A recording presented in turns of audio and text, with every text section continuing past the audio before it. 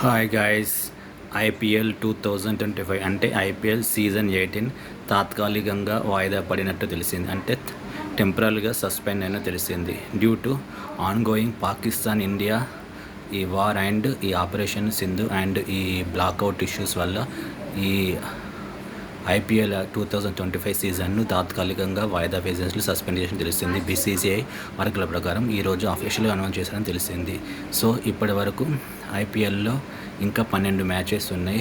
ఒక eliminator match ఉంది, 2 qualifier match ఉంది, ఫైనల్ మ్యాచ్ ఉంది. ఫైనల్ మ్యాచ్ అనేది 25న కలకత్తాలో జరగాల్సి ఉంది. కానీ ప్రస్తుతం దేశంలో ఉన్న పరిస్థితుల కారణంగా ఐపీఎల్ అనేది తాత్కాలికంగా వాయిదా వేసినట్టు తెలుస్తుంది.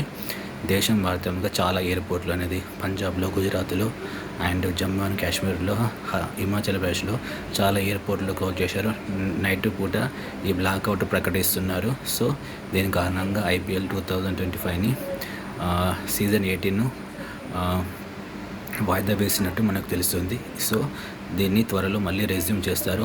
బీసీసీఐ తర్వాత అఫీషియల్గా కొత్త షెడ్యూల్ని విడుదల చేస్తుంది. ప్రస్తుతానికైతే ఇది తాత్కాలికంగా సస్పెండ్ అంటే వాయిదా వేసినట్లు మనకు తెలుస్తుంది.